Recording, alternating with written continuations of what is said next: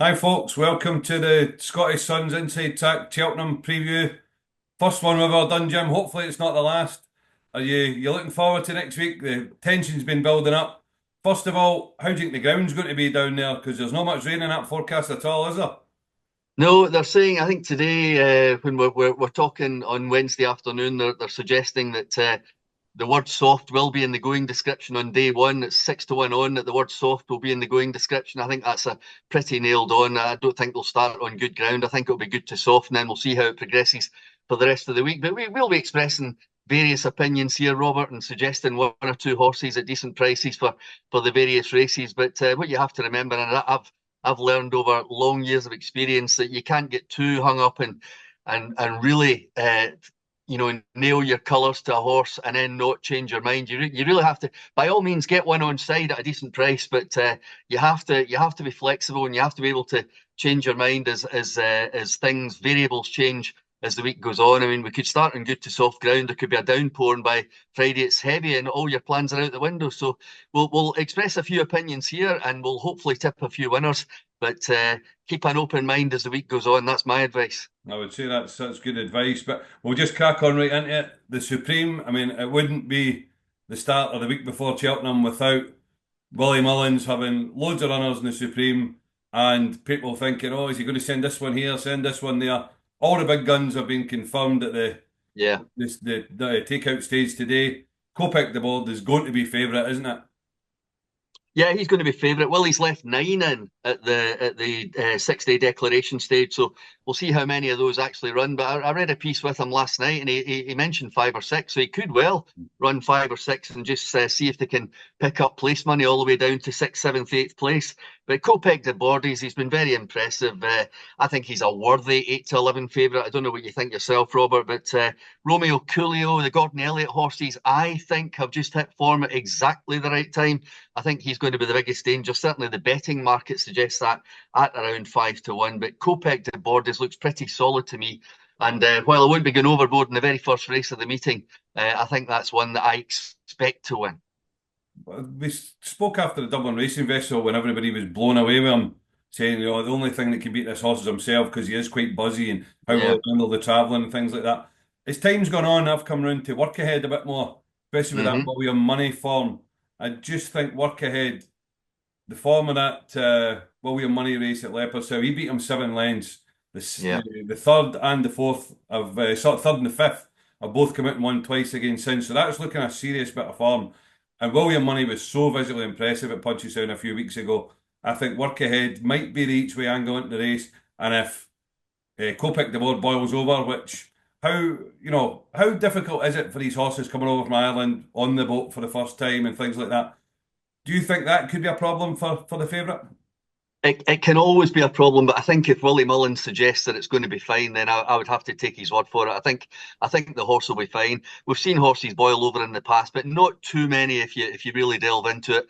I think if they think that horse is going to be okay cantering down to the start in front of a huge crowd, then I think I'll trust Willie Mullins' judgment on that one. Interesting, you mentioned work ahead. I totally get where you're coming from in that one. And on the same level, I think William Money will improve. I think William Money could be an each way bet at 12 to 1. So while I think that Kopek to boards is absolutely solid, there might be, especially on the morning of the race, there might be a bit of value each way, and I'd stick up William Money, and I think you fancy work ahead. So Yeah, there's some suggestion that Kopek de Boer might wear a hood, which would yeah, possibly help him settle. I would imagine there'll be earplugs involved in that as well. So, well, anyway, we'll move on to the Arkle, where we've got another short price favourite. We've talked about Masborough enough on the weekly programme we do, Jim. Does he just go down and win?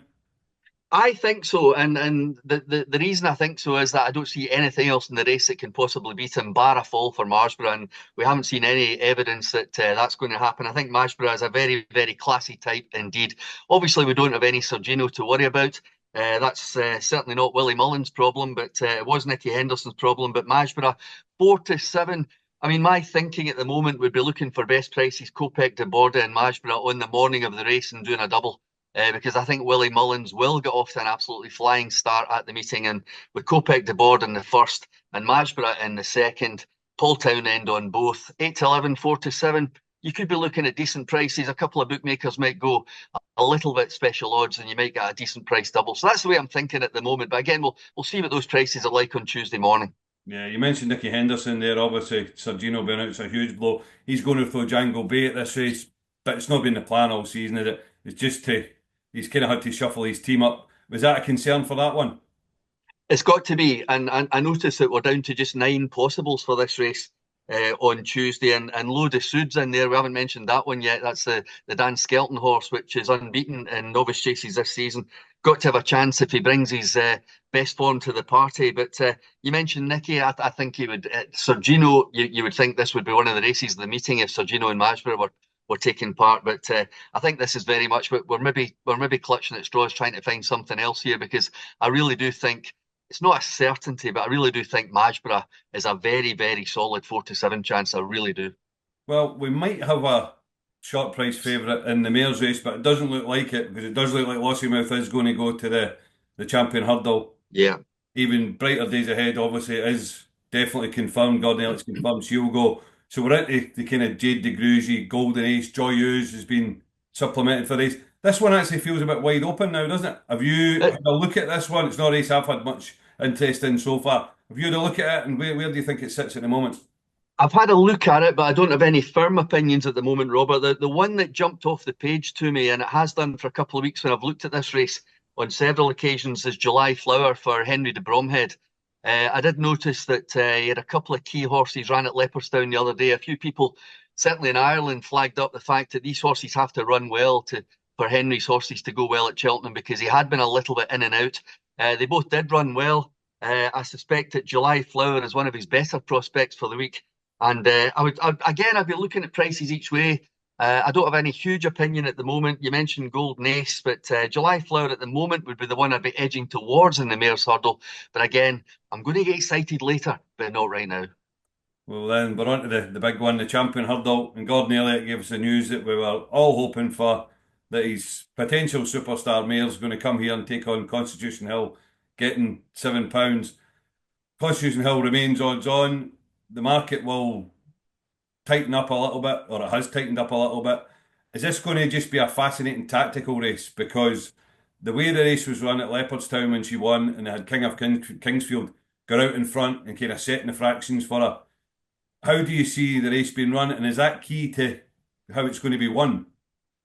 Certainly, looking at the declarations and listening to Gordon Elliott's plans, it would appear that those are the tactics that they're going to employ again. And certainly on the evidence of our own eyes, what we saw last time, then you would think that those tactics would most probably work again. So now you're down to the question as to whether Brighter Days Ahead can beat Constitution Hill. Now, Timeform have taken the £7 allowance into consideration, and they still come out with Constitution Hill £3 ahead of Brighter Days Ahead. I think that's interesting. So let's get back to the visuals. Constitution Hill on ratings this year, on his 2 wins, have been way below what he achieved before the injury or before the illness. So way below so far, even though he's won both races. And of course, he has made that horrendous mistake, which nearly put Nico de Boinville out of the side door last time out. Brighter Days Ahead was 7 to 2 in the anti-post market on Saturday. And then, of course, the news came through that she was going to definitely run in the champion. She's now down to 2 to 1. 7 to 2 is a great price, as you might have gathered from my column on Sunday. But 2 to 1, I'm not so sure. But anyway, I'll still be going down on the side of Brighter Days Ahead, because I think Constitution Hill is there for the beating. I can't believe he can be the same horse that he was a couple of years ago on the evidence of what we've seen so far. Now, one of the key things I think is worth mentioning is Lossiemouth, because we think she'll run. But Lossiemouth, they told us after the Kempton race that she was way below form, way out of sorts, and she still got to be within 2.5 lengths of Constitution Hill. So that puts me off him big time. And certainly from what I've seen of Brighter Days Ahead and what I've heard, the way Gordon Elliott is talking about Brighter Days Ahead. Remember, he's finished third and second in the last 2 champion hurdles with very ordinary horses. They think this is the best one they've had. So Brighter Days Ahead for me, 2 to 1 getting short. But you've got to come down on one or the other, Robert, and I'm going to go for the Elliott horse. What about State Man, the defending champion? I mean, he seems to have just been completely forgotten. Yeah. Or will he now go down as a champion hurdle winner who won it because Constitution Hill wasn't in the race? Was he? Do you think he's got a chance this year? I mean, personally, I can't have him Same with Lossiemouth. I think Yeah, there's just been excuse after excuse for Lossiemouth. yeah. I think I think Constitution Hill. I'll go against you with this one. I think Constitution Hill will just prove to be too good. Yeah, well, I suspect one of us is going to be on the winner because no, I can't see State Man No. reversing the form of brighter days ahead. Now, I backed State Man last year at 5-1 and he won at 2-5, so I should have some kind of loyalty there, but no, I just cannot see him winning this time around. I think it's between the big two. I think the Mayor's Allowance, despite what time forms say, I think the £7 Mayor's Allowance will be key to this. Jack Kennedy is back. He proved he was okay at Leopardstown the other day with a couple of rides, no winners, but a couple of good solid blowouts for him.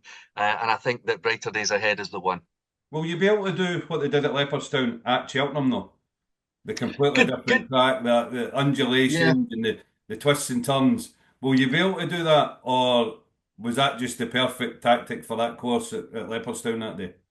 Well, it was a perfect tactic that day, and they're going to try it again this time. But will Nico de Boinville let them do that? Because I think Nico will try his best to spoil the tactics. I think Constitution Hill, whatever my opinion of him, that he might be beaten on Tuesday, is a very versatile horse tactically. And I think Nico might have a plan up his sleeve as well. So they might not get it their own way.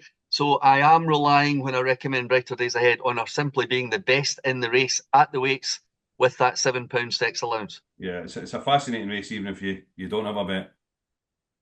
Very much so, very much so. But I'm on at 7-2. I won't be laying off, and I'll sit with it. We move on to the Wednesday where we've got the Turners novice hurdles up first. Final Demand, another horse we've talked about a fair bit, Jim, after Yeah, the Dublin Racing Festival. He's still favourite. We've got the New Lion, who is shot and right up in the market. There's not too yeah, much between them now. There seems to be a fair bit of momentum behind the New Lion, bought by JP McManus, of course. Then got the yeah. Yellow Clay. We've got Potter's Charm, who's now regained his unbeaten record because of the Fergal O'Brien horse getting disqualified. That's right. 6 Mile So, Bridge. yeah. So, where do we see that? We were talking about this on the weekly show a couple of weeks ago. Where do we see this? Are we still pretty much in the same place with this race? I'm in the same place with Final Demand. Yes, I appreciate that the Yellow Clay is a very good horse, and of course I appreciate the New Lion is a very good horse. We mentioned how easily he won. I think it was Chepstow, wasn't it, where Harry Skelton came cruising up and started looking right and left and underneath his legs like he usually does. It won very, very easily that day. But Final Demand for me has been the most visually impressive. The Limerick form has worked out like a dream. He was hugely impressive the way he went about his business at the Dublin Racing Festival. And with another favourite, which I'm going to mention very shortly, I think 15-8 is not a bad price. The money has come for the New Lion. He's now vying for favouritism if he's not going to be favourite on the day. But Final Demand, I'm still very much in that camp. What about you, Robert? I'm still with the Yellow Clay. I just think Final Demand, inexperienced there. He's just not had enough runs. I mean, Ballyburn had run 5 times in his life. Yeah, Imperial Pass, Sir Gerard, Bob Ollinger, Envy had all had quite a few more runs than this yeah, horse has had. The Yellow Clays had 9 runs, I think. Very, yeah. very experienced. You have to respect the New Lion. Visually, been very, very impressive. The one question is, when the gun goes to his head, when you're coming up that hill in an ultra competitive race, what does he find? That's the one thing we do not know. So, on the balance of what we already know, I think the Yellow Clay. Although, again, the prices start to contract on that one as well. It is, and I think again between the two of us, we might be on the winner here, Robert, because I'm like you. I just think the way that the New Lion has done it all in the bridle so far, he hasn't been fully tested. And how far is Final Demand going to be in front when these two start their runs? Because I think Paul Townend will kick on early in this race. And I think he could build up a lead that would be very, very difficult to peg back, despite the merits of the hugely experienced the Yellow Clay.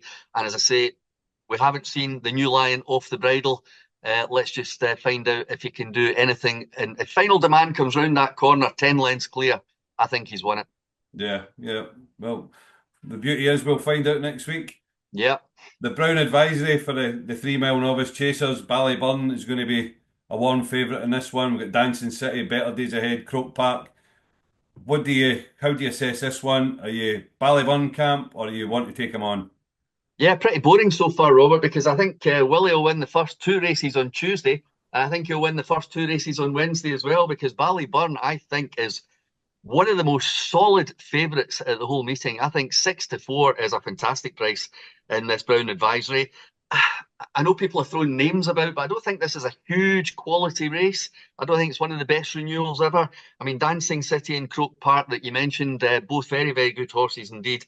Better Days Ahead, which won the Martin Pipe last year. I suppose that comes into the equation. I've noted a few notable judges putting that one forward, but I think people are trying to get Ballyburn beat here, and I'm not sure what the reason for that is, because I think he's the class act in the race.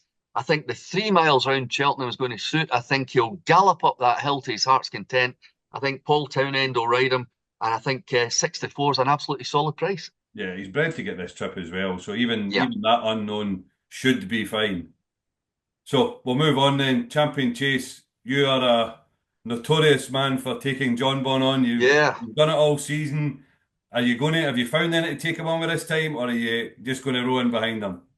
Well, I did say the last time Marine National ran that that is as good as he is, and he ran second. And then Barry Connell came out and said, we can get him better than that. And I looked at the race again and I thought, how far out of his ground was he in that race last time out? He came from miles back. Now, maybe Sean Flanagan was just getting to know him, but Marine National, I backed him each way at 12 to 1, Robert. So I'm on each way at 12s. I'm hoping he hits the frame, but I do think he's capable. Based on his supreme form of a couple of years ago, I think he is capable of showing better than he has done so far over fences. He might just be as good as he was last time when he finished second over in Ireland, but I think he's got a real good chance of improving on that form. Whether it's good enough to beat John Bone, I don't know, and that's why I've got the each way proviso here. So I'm on at 12s. I'd be sniff again at 8s. I think he's 6 to 1 now. He's certainly going to go off second favourite, I would have thought, behind John Bon. Are you going to stick with John Bon? Well, just on your Marine National to start with, there's maybe an angle into him here. Marine National went chasing last year, won his novice chase, and then was ruled out for the rest of the season. So Correct. he started this year in open company with one novice run behind him. Effectively, this horse has been a novice this season. Is that maybe Yeah. explain why they've been fairly quiet with him? Do you think they've just maybe built him up and It might well do. they've worked back from the champion chase? Because I've went back and looked at it as well, and the more and more I think about it is, this horse effectively was a novice at the start of the season, and it's a big, big ask to just throw him into open company and expect him to win. But he's now got 3 runs behind him in open company, so there might be a chance that he just bubbles away nicely and can produce a big, big performance on the day. Now, Yeah, I think so too. I think Barry Connell, the very fact that he is saying publicly that there is more to come from this horse, and I think we saw enough the way he did close the gap last time that he has got more to come. He's proven up the Cheltenham Hill, Robert. We know that, and of course there's the romantic story as well. If he does manage to win in those colours, poor old Mikey O'Sullivan was just laid to rest last week, and the William Money will carry those same colours in the Supreme. He might get placed, but Marine National might have a better chance of actually winning. But if we don't let that cloud our judgment, I do think that Marine National has a serious, serious chance of winning the champion chase. yeah, I mean, this is John Bond's time. If John Bond is ever Yeah, going to, this is his time. He's done everything right this season. He's been the best 2 miler around so far. But I've actually backed another one that he's found a 50, just on the back of a piece of form at Navan back in November, yeah, where he beat Solness, giving away weight. He beat Seneca, who just won at a huge price the other day, beating yeah. Imperial. He bombed at the Dublin Racing Festival, but if you actually read the race report, the vet found he had a nasal discharge that day, so you could probably put a line through it. Correct. Mm, That's a serious piece of form. Your old yeah, pal Bambridge was in behind as well, albeit that's right. over the wrong trip. But I just thought that was a serious piece of form for a horse who was second in an Arkle last year. So I think at 25 to Well, 1, I think he's been bet. I think he's about 16s now. I think as an each way angle into the race, I think found a 50 he's definitely got a chance. very much so. And I take all that logic, and I take your point about that particular race, how well it's working out. And that must have a real chance as well. So good luck with that one. And then if we go on to the bumper, have you had much of a look at that? Yeah, I mean, I'm keen on. No, I'm keen. I'll tell you what I am keen on knowing. I'm keen on knowing what Patrick Mullins is going to ride, because I think he's probably narrowed it down to two. And I'm hoping that by the time he narrows it down to one, the horse he's going to ride is Copacabana, because that is the one which is, I mean, I watch a lot of bumpers late in the day, all through the winter, and Copacabana blew me away when it won first time up. I mean, he looks, at first impression, he looks a grinder. He does look a grinder, but then you watch the race back and he quickens and he quickens. He doesn't quicken very fast, but he quickens and quickens and quickens. And I think when it comes to swinging around that bend and climbing that hill, that Copacabana will have what it takes. Now, Patrick Mullins could ride another one in the race. In fact, I think Willie has maybe two or three left in the race, but he's going to be between two. Give me a chance, mate, with the other one. But Copacabana is the one I'm hoping that Patrick comes down on, and he's 7-2 at the moment. And again, without going overboard, we'd only be halfway through the 4-day meeting at this stage. I think Copacabana could be the one, and I'd be even more confident, Robert, if Patrick's on it. Yeah, Game of Inches, is that the one you're thinking Game of? of Inches, yeah, Game of The Inches. one that won at Punchestown. That's the one. Yeah, would you say jockey booking might give you Yeah, So on to the Thursday where we kick off with the Mayor's Novice. 6.5 is the favourite for this. I've got one I quite fancy in this. Maureen is very short for what she's done. Have you had a very look short. at it? What do you think? Yeah, I'm interested to hear yours, because the one that I fancy here is 6.5. The one that you mentioned there, she's rated 94 on the flat. I think she won. How many times did she win on the flat last year? She won 3 on the flat last year. She also, Gavin Cromwell sent her over to win a handicap at Newmarket among those successes. She's only had the one run over hurdles. It was a fairly ordinary maiden at Fairyhouse, but boy, she bolted up, absolutely bolted up by 12 lengths. And I think this Mayor's Novice might just be made for her. She's very, very classy in terms of her flat rating. She looks the part over hurdles. She comes from the Cromwell yard, which has got some serious chances over the 4 days. And I think at this point, Robert, I just want to mention that Willie Mullins is 1-6 to be top trainer. Now, I don't think we're going to get rich backing that, but if you want to back Gavin Cromwell to be top trainer without Willie Mullins, 11-2 with Bet365. He's 4-1 everywhere else, but 11-2 with Bet365. You're betting him to be top trainer without Mullins, so you're relying on him beating the likes of Nicky Henderson and Gordon Elliott, but he's got some tremendous chances over the 4 days. A couple of them are still to mention, and 6.5, I think, might be one for the winners column for Gavin Cromwell and that Mayor's Novice, but you've got one against it. Yeah, she might run in a Triumph. So if you're having a bet, no, bet's the way to go. But Yeah, Galileo Dame, who was second to Hello Neighbour at the Dublin Racing Festival, she actually jumped quite poorly, but showed an yeah, incredible finishing speed. She's finished second 6 times out of 10 starts in the flat and over jumps. But she's a 4-year-old, so she's got a yeah. £7 allowance here, and I think that would make her pretty dangerous. She would have to jump better, but I think with a £7 allowance in this race, for a horse with her experience, I think she'll be dangerous. And that Hello Neighbour form looks pretty good. I mean, they seem to think that thing can serve it up to the Lamba and the Triumph Yeah. and East India Dock. That's interesting. And we've got a couple of handicaps after that, but we want to go into the Ryanair, don't we, on Thursday? Because that's one of the two big races on Thursday. And Back to File is the obvious one here. But Spillans Tower is the one that I've mentioned a couple of times on the programme in the build-up to Cheltenham. Still some doubt as to whether the McManus team will definitely run this horse. It's trained by Jimmy Mangan, so I would imagine that it's the McManus advisors who will decide whether it runs or not. We know it's fitting well. It's the only entry that this horse was given, and if it's declared, that will be my selection for the Ryanair. But again, I'm not overboard on that race at the moment. But Spillans Tower is the one that interests me, Robert. Yeah, the suggestion is that's going to wait for entry now. Yeah, That yeah, seems to be the last 24 hours. That seems to be coming out that they're going to wait and go to Liverpool instead. Back to File looks rock solid in this. If you want to take one against him, last year's winner Protectorate couldn't yeah, have been more impressive at Windsor when it won, albeit on pretty soft ground, winning the Fleur de Lis, but beating Jello by 20 lengths. yeah. This race has got a history of horses coming back and running well the following year, so Protectorate each way if you want to have a bet against Fact to File, but I'd be very surprised if Fact to File doesn't win.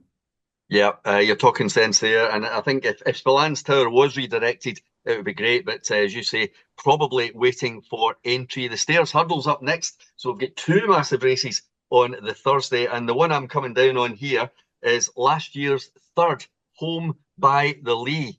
Now he's running this race the last 3 times. He's finished 6th, 5th, and 3rd.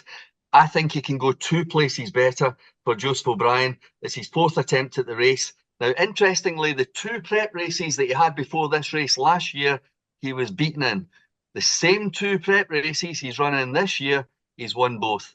I think Home by the Lee might be at his peak this time around. He is a 10-year-old now, but he's ridden very well by JJ Slevin, and I think Home by the Lee could be the one for the Stayers this time at the 4th attempt. What do you think?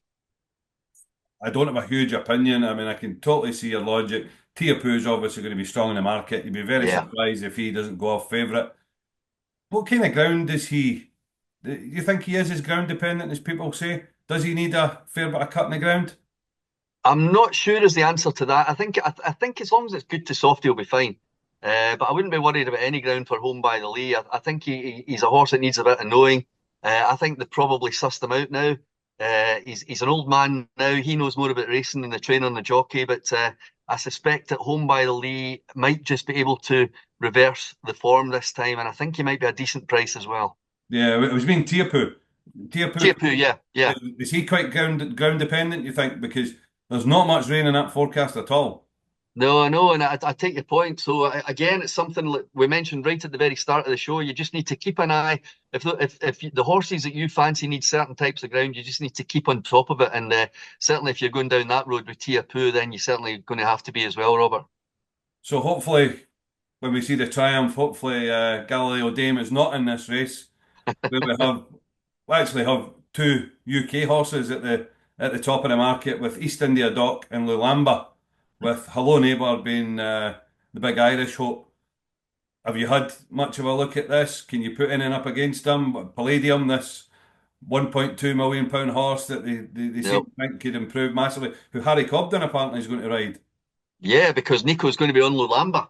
And that's certainly been the one that's impressed me so far. But really, I have no interest in this race at the moment. Maybe I'll get excited by next Friday. But at the moment, I've not got a big thought about the Triumph. Is there one you're going to put up? I find it hard to see past Yeah, Lamba, to be perfectly honest. very difficult. Yeah, he looks very, very solid, especially to give that amount of weight away the last time when he won was Yeah, so visually impressive. But with these 4-year-olds, you never know, they can improve at a rapid rate, can't they? they really can. And we'll find out. It's the opening race on the Friday. The final big cheer of the week is the runners get set off on their way. But at the moment, it's a looking race for me at the moment. But come the time, there might be a bit of buzz on the build up to it, and we'll see what happens. But at the moment, I'm a watcher at the moment. Is the Mayor's Chase, is that a race you've got much of an interest in, or should this be run in April in that Mayor's card? You're right about that. It shouldn't be at this meeting, but we're stuck with it, Robert, and we have to get on with it. And I suspect that as long as it's not a bog like last year, I suspect that Dino Blue will get the job done. So I went against it last year. I think it was now what was that? The name escapes me. The horse that actually won, but that's the one. Yeah, Dino Blue, I think, is probably it has been geared for this race this time, and as long as it doesn't go like a bog, then they should get the job this time. But by next Friday, 13 to 8 might be a good price. Yeah. The Albert Bartlett, the 3 miler for the novice hurdlers. We've got another Willie Mullins one at the top end of the market. We've also got Jet Blue, a horse that we talked about a few months ago when it came across from France. The big Westerner, Derry Hassan Paddy for Lucinda Russell, Peter Scudamore. Where do you see that race falling at the moment? I've heard a very good word for the big Westerner, so that's not coming from me. That's coming from somebody in Ireland. So I'll certainly be looking at the betting on the build up to that race. I think, like you, I'm a big fan of Derry Hassan Paddy, but I'm not entirely sure we know for sure that horse is going to run yet, Robert. I don't know. I mean, certainly they've talked about running. There's no been suggesting that they won't go, but. Well, they have won that race before, of course, with Brindisi Breeze back in 2012. This horse, Derry Hassan Paddy, is 3 from 3. Everything he's done so far has looked right. He's looked a chaser in the making, but chasers in the making win 3 mile hurdles, so there's nothing to stop him going to win the Albert Bartlett. He's 20 to 1 with Ladbrokes. And as long as I'd be confident that he's going to run, then 20 to 1 each way looks a bit of a price to me. So Derry Hassan Paddy, a horse that, to be fair, we both liked all season, was pulled out of a big race last time. But I think if it runs 20 to 1, I don't think it'll be 20 to 1. I think it'll be 10. So if you've got a notion on the build up to Friday, it's going to run, then 20 to 1 each way is a price. Yeah, I think JetBlue definitely deserves a second Yeah, look. Just the way he won at Cheltenham back in December. The horse that was second to him, Yellow Car, came out and won the River Dawn. yeah, Well, that form looks decent. Also, he's had 15 runs in his life, which is a big advantage in this race yeah. because it's grueling. You need to be a bruiser. So I think JetBlue is definitely worth a second look coming over for France for David Cotton. Very much so, and I think we'll be keeping a close eye on the French runners all week. But the Gold Cup's the big one, of course, and I think Galopin de Champs is going to go off the one of the shortest price Gold Cup horses for a long time. He's going for his third win in the Gold Cup. Henrietta Knight, who trained best mate to win 3, she thinks he's an absolute certainty. I suspect he might be, but the one unknown factor in my book is Banbridge. And Banbridge is the horse that won the King George. I was so keen on him to win the King George that he did it. He's Scottish owned, of course, by Ronnie Bartlett. He's down to 5 to 1 now. I managed to nick a bit of each way at 12, so I'm very happy with that. I won't be getting in again. But Banbridge is the unknown factor now. There was a doubt before Kempton as to whether he might have a problem staying 3 miles. Well, after that race, and I think I've said this before, after that race, you're thinking he'd actually be better over further. The Hmm. way he came back and caught that front running Ile Francais. So Banbridge is the unknown factor. As long as it doesn't go like a bog, he will run. I suspect it won't go like a bog. I think he'll give Galopin de Champs a race. But again, as I've said with 1 or 2 other Willie Mullins horses in this particular programme, if Paul Townend comes round pulling double, it's going to be very hard for anything to get past Galopin de Champs. So I'm happy with my each way Banbridge at the moment, but it's very difficult to see this horse from Willie Mullinshaw not completing the hat trick. What do you think? Yeah, he wins. Just Yeah, yeah, purely and simply, he wins. yeah. He's the best since Kato Star. Without a doubt. Without a doubt. You can't argue with the form. You cannot argue with the form. You can't argue with the statistics. All I've done is throw in that unknown factor. Yeah. Yeah. And then the Hunter's Chase. Have you had a look at that? Yeah, I always take a look at the Hunter's Chase because back in the day I used to be a point-to-point correspondent. That was a long time ago. So I do follow the Hunters, and last year's runner-up, it's on the line. I think it's going to be a big factor this year with Sheena Nominee not running. She will run, I think, in the Kim Muir, which we'll come to later. Angel's Dawn has won a Kim Muir and is now a Hunter Chaser. I think that's got to have a chance. The two that I've mentioned are 7 to 2 and 4 to 1, so they're not huge prices. I think it may well be between the two of them. I don't think we've got any other surprise packets likely to interfere there. So I haven't come down on the side of either of them yet. I'll just wait and see how the week pans out. But it's on the line, and Angel's Dawn, for me anyway, are the two to keep an eye on. Yeah, I thought it was interesting that the McNeils have trained Shearer or have Yeah, targeted Shearer at this race because I mean I know they are absolutely desperate to get a festival winner. And I mean he's a horse, he's rated about 137. This race has become a bit classier. I mean, he's only 8 or 9. In the yeah, past, he'd be running the Ultima, the Kim Muir. yeah, They've campaigned him round getting this Hunter Chase entry. And for Paul Nicholls, I think it'll be ridden by his daughter. I yeah. just wonder if that might be Paul Nicholls' best chance of a winner the whole week. Well, it might well be. I've put him up in the column on Thursday to win one of the big races at Sandown on Saturday, and I didn't really fancy him for anything at Cheltenham. But you're right, Shearer has run well in the Hunter Chases so far, and it'd be nice to see those colours in the winners' enclosure. But I think this is between the two in Ireland. With wishing the McNeil family all the best along the way. And now for the real fun and the easy bit, the handicap. Well, I think Ultima. if we're going to start with the Ultima on Tuesday, Robert, I think where we both stand on this one is that Whistle Stop Tour was tremendous value at 50 to 1, but is now down to 8 to 1. What are you thinking? I wouldn't be in a rush to back him at 8 to 1, but Mm. I'm glad that we spoke about him weeks ago in the programme. I mean, we've made our case for him. The stable's record in the race is just phenomenal. 5 runners, 2 winners, 3 placed. You know, he confirmed as getting a run today. He's 24 of 24. He's Yeah, going to be down in the bottom half of the weights. He can go from the front, which is pretty much what you want in this race. You want to be up with the pace. Yeah, He ticks every box. Novice, he'll stay further than this in time. They think he's a Grand National horse. The one thing I would say as well is I would pay a second look to their other one, Mayertown, which yeah, when the entries for this first came out, I thought wouldn't have a chance of getting in off 127. But it was the smallest entry ever for this race. And it yeah, actually looks, I think he only needs four to come out now. yeah. He Who does. is another front runner, is a horse that the stable found or thought was very, very classy when they got him. He got an injury, was off for a year. They've brought him back fairly slowly. I think he's fallen once in his three chases this year. Impressive winner the last time out. And I've been interested to see what Derek Fox does. I think he'll Yeah, stick with Whistle Stop Tour. How can you get off an 8 to 1 chance? But it'll be interesting because he's ridden both of them. He rode Mayertown 3 times this season as well. So it'll be interesting to see which way he goes. I mean, the race could be a minefield. I mean, the Changing Man has a very, very obvious profile for the race. yeah, Broadway Boy, a horse that we've spoke about this year, again, will go out in front. Sam Twiston Davis will have a big chance. I mean, there's plenty of a chance, but we're in a good position with Whistle Stop Tour. But with Lucinda's record in the race, I'll probably have a saver on Mayertown as well, just in yeah. Yeah, I'm like you. I'm on each way to small money at 50s and a wee nibble at 33s as well, non-runner, no bet. So I won't be getting in again, no need to. But there will be dangers in the race, and when you pick up your papers on Tuesday morning, people will be putting up all sorts of alternatives, trying to get what they now think to be a short price Whistle Stop Tour beaten. But we're on at big prices. Hopefully, a few of the viewers are on as well because we've talked about this horse a few times, and looking forward to Tuesday.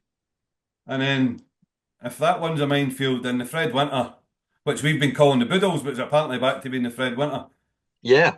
I mean, a nice easy one for punters on the first day. Have you had a look at it, and have you managed to stick a pin in anything?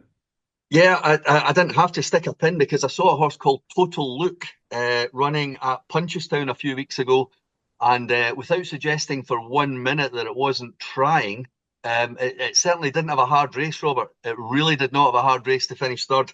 Now he's rated 125 in Ireland. The British handicapper obviously watched that Punchestown race a bit closer than the Irish handicapper because he's put him at 132. Now, I don't think that's a problem because I think that horse has got a lot in hand. He's had a wee look at Cheltenham already. He's called Total Look. He's trained by that man Gavin Cromwell. Probably going to be ridden by Keith Donoghue. I think they've had this race in mind all season. He's down to 6 to 1 at the moment. I've had a wee nibble at I think 12 and 14 I managed to get. But Total Look off 132. The top weight's only 140. I think this has got a real chance of giving Gavin Cromwell another winner and getting him a winner on the first day. Good stuff. And then the National Hunt Chase, the old 4 miler, now back to being a handicap this year. Have you got anything in that? I mean, I've had a quick look at it. Midnight or Fred, who's got course form over marathon trips. He's finished second at Cheltenham 3 times, including in April last year, I think it was. Over Yeah, 3 mile 4 as well. The other one's Jericho Rock, who was second in the Ultima to. Have I stole your thunder there, Jim? yeah, that's where I was going. Oh, sorry. Who was second in the Ultima to Korak Rambler. And he was off for Yeah. 2 years and has come back at Windsor. I'll let you take over since I've stole your thunder there. And I mean, you mentioned the key form there. I'll just throw in another one. He's been third in a Coral Trophy at Newbury as well, and he's still a novice. And David Pipe is obviously very disappointed that his good horse can't run in the bumper on Wednesday. So I think they'll be looking for some compensation. And this horse looks well handicapped to me. I think he's in off 131. He's a 9-year-old now, but is still a novice. When he was third at Windsor the other day, it was his first run for 2 years. I suspect they're now thinking very seriously about this race, the National Hunt Chase, on Tuesday. But of course, now is the hour for Gavin Cromwell. We've got others in there who must have a chance, but just at 12 to 1, I thought each way, Robert, and obviously you've mentioned it as well, Jericho Rock for the Pipe team. Yeah, he's £7 lower than when he was second to Korak Rambler in the Yeah, Ultima. So the handicapper certainly gave him a big chance very much. after the break he had. Then the Coral Cup, Yeah, Kopek to me, this horse that Willie Mullins and JP McManus have got out of Ireland is favourite for pretty much every handicap hurdle that Yeah, it's entered in. So that kind of shapes it. Once we find out, he seems to be shortest for the Martin Pipe, which would yeah. suggest And more that likely. does look. Yeah, we'll come to that one. I think that does look his likely destination of choice at the moment. But as you say, he's still in this race, so we'll find out over the next couple of days. The one I've put up in the paper, Robert, is Joyo Machan. Now, looking at the betting, it's only the second string for Dan Skelton, because Be Aware is 7-1 and Joyo Machan is 16-1. But I did like the way that this horse finished second to Altabelli at Ascot. He's had a couple of sighters at Cheltenham already in December and January. And again, the same thing that I mentioned earlier about jockey choice, Patrick Mullins in the bumper. I'm waiting to see which one which one Harry Skelton comes down in favour of. But even if one of the other stable jockeys is on this one, Joyo Machan, I think at 16-1, we're going to get a good run each way for the money, especially with the extended places. Yeah, and you've got the added bonus that Dan Skelton has been talking about, Be Aware, and has not Yeah, even mentioned that one, which I think is always a good sign. I've backed Sander Clegane in this race for Paul Nolan, who finished third in Albert Bartlett a few years ago, only beat a length and a half by Stay Away Faye.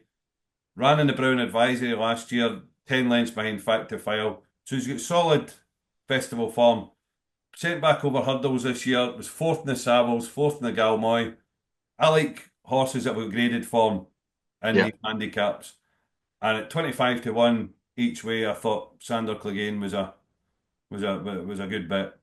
Yeah, yeah, I can see the logic there as well. And again, once that field firms up, Robert will have a really much better idea as to how that's going to go. Now the cross country is now a handicap, and I'm just going to say one word here: Stumptown.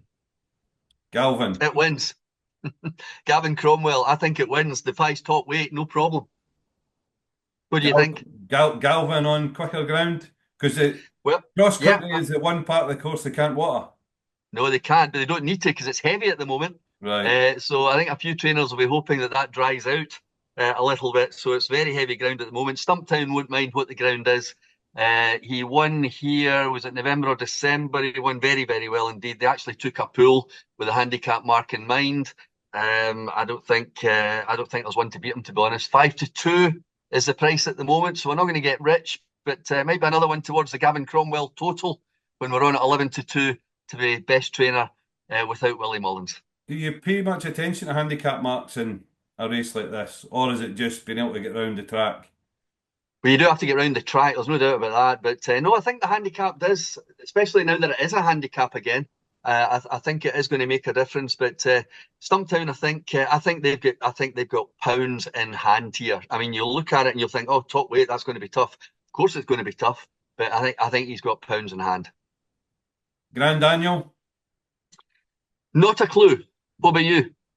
the small inkling for Path de Rue, which is another one of your Cromwells, isn't it? Yeah, it is. Yeah, yeah. He So, was he was third in the race last year, £3 higher.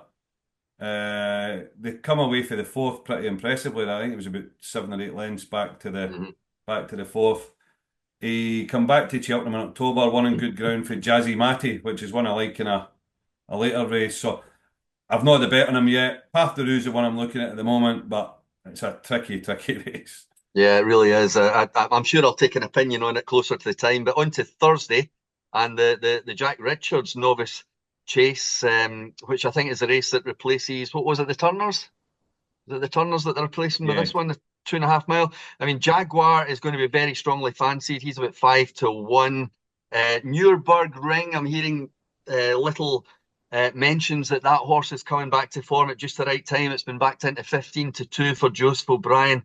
But the one I really fancy here, and again, I have had a small bet at 14-1, is Pick Rock for our Sun columnists, Ben Pauling and Ben Jones. The pair, the two Bens, are in absolutely sensational form. I think this horse has several entries, but from what I can gather, this is the race they are targeting. I think he's a huge price. I really do. I think each way, absolutely nailed on for a place, and I think he might be good enough to win. Fell first time at Carlisle, but he's run very well the next twice, Newbury and Exeter. and I think he's on a nice mark. 14 to 1 each way, pick rock. Yeah, and he's also got the ideal running style for this race because you're Yeah, 2.5 miles at Cheltenham, you have to be up with the pace. And yeah, he will go out in front or be in sitting second or third. He's the ideal without a doubt. profile and the ideal running style for this race. So move on to the Pertemps, a nice easy one where they've all been Yeah, hiding away trying to qualify. Even though it's down yeah. 4 places, they made it a bit more difficult. You can't just coast into six now. They made it a bit more difficult.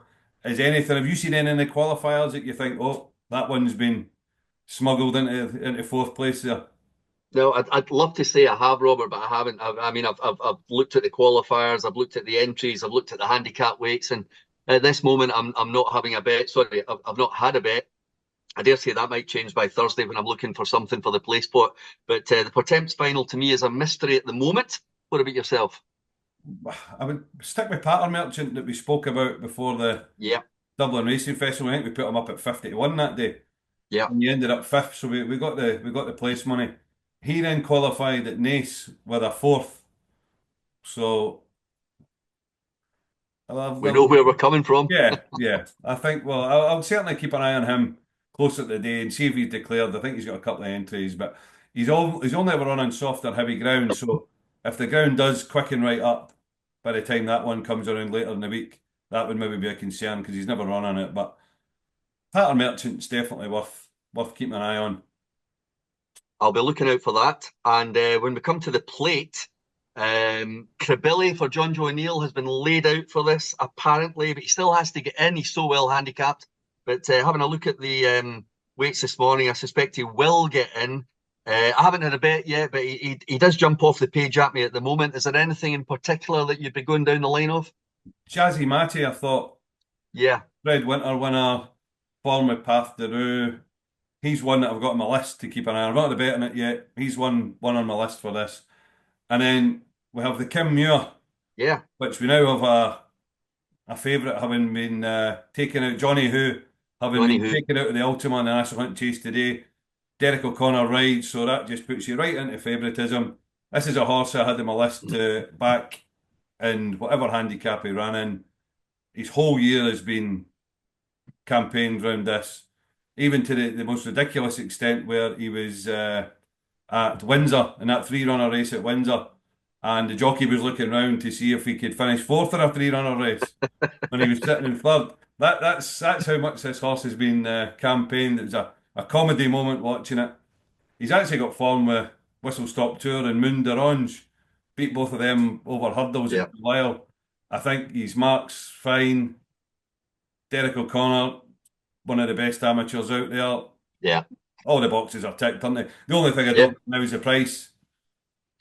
yeah. I mean, I heard that news this morning and I thought, oh, well, that's just spoiled my plans to recommend Yeah Man and Sheena Nominee.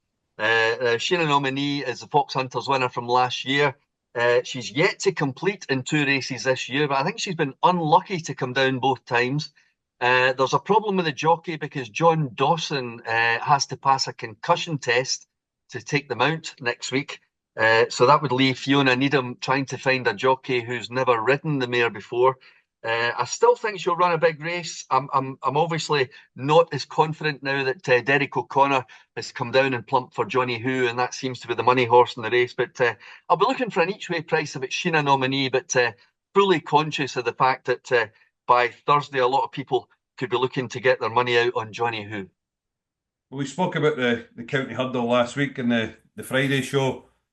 You fancied Valgrand. I Yeah. fancied Tunzavator. Have you heard anything or have you seen anything since that takes you away from that?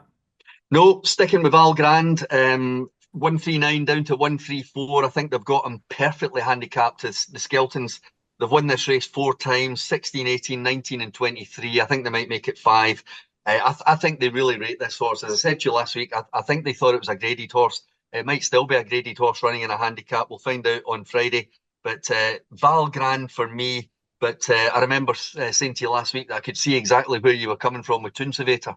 Yeah, a horse that's never been mentioned. It's not been mentioned at any of these preview nights. I've had a search for it.